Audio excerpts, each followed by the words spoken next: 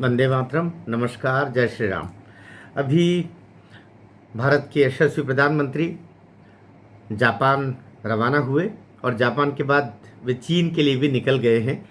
अभी की सूचना के हिसाब से जापान में उनका जाना, इस समय जाना बहुत महत्व रखता है।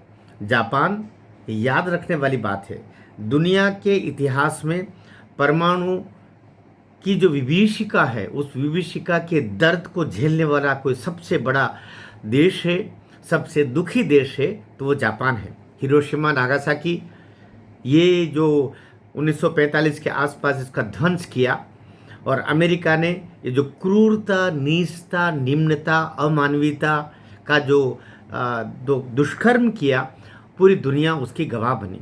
जापान उससे प्रताड़ित ही नहीं, बल्कि उस विभीषिका से कई कई सालों तक, न जाने दशकों तक वहाँ के लोग दुखी होते रहे, बीमार होते रहे। उस मृत्यु से भी बदतर जीवन को वो लोग झेलते रहे। हज़ारों लोग मारे गए और हज़ारों हजार लोग ऐसे रहे जिनका जीवन जीवित होकर के भी मृत्यु समान था। अब जब अमेरिका ने पूरी दुनिया पर टैरिफ के नाम पर अपनी दादागिरी करनी शुरू की, अपने अपने तरीके से लोगों पर धौंस जमाना शुरू की, इस धौंस में वह भारत को भी धौंस जमा बेटा। वो भूल गया भारत वो देश है जो दुनिया को अपना कुटुंब मानता है, वसुदेव कुटुंबकम की भावना के साथ रहता है। लेकिन यदि कोई भारत को छेड़ेगा तो फिर भारत छोड़ेगा नहीं। ये जो बड़ी सहज रूप से नरेंद्र मोदी जी ने 2014 से 2019 के बीच अमेरिका की पहली यात्रा और अनंतर बारंबार कहा कि भारत किसी को छेड़ता नहीं है, लेकिन कोई उसको छेड़ता है तो फिर उसको वो छोड़ता भी नहीं है। और ट्रंप ने दरअसल भारत को छेड़ लिया। इससे पहले ट्रंप ने एक थोड़ा प्रयोग किया, पाकिस्तान के माध्यम से भारत को छेड़ने का प्रयास किया। 22 अप्रैल को जो छेड़खानी की थी पहलगांव के माध्यम से, भारत ने उसको मई के 8-9 मई के दौरान जो सज़ा दी पाकिस्तान को कि करहा उठा अमेरिका।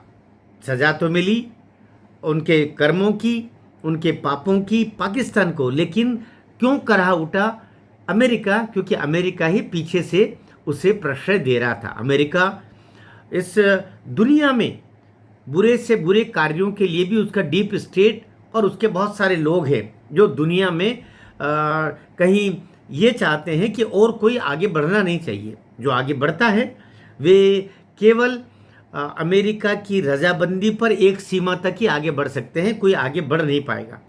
ये अमेरिका का शुरू से सोच रहा है और इस संदर्भ में वो विभिन्न षड्यंत्र करता है। उन्हीं षड्यंत्रों में अभी रहा। हम बात कर रहे हैं जापान की। जापान के पास में लगभग 70 वर्षों के बाद, 70-75 वर्षों के बाद, 1945 के बाद में हम कहीं कि वे 1945 के बाद में फिर 55 साल उधर और करीब 25 साल इधर, ये लगभग 80 सालों के बाद, 80 सालों के बाद, 70-80 सालों के बाद अमेरिका से बदला लेने का मौका मिला। कैसे मिला?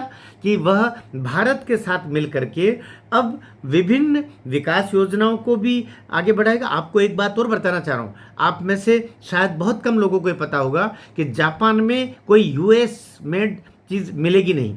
अमेरिकन प्रोडक्ट जापान में कोई खरीदता नहीं, क्योंकि उनको पता है इसी अमेरिका ने जापान को बर्बाद किया था। तो अभी भी उनके दिल में वो दर्द महसूस होता है। कोई भी जापानी मेड इन अमेरिका सामान नहीं खरीदेगा, मेड इन यूएस सामान नहीं खरीदेगा।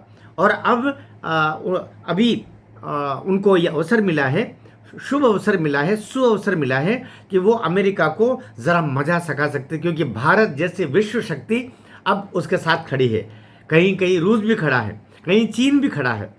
तो सब में से प्रमुख भारत के प्रधानमंत्री जब वहाँ गए तो अभी इनका चंद्रयान 5 के ऊपर भी फैसला हुआ कि भारत का लैंडर, जापान का रोवर, ये दोनों मिलकर के चंद्रयान 5 की पटकथा लिखेंगे।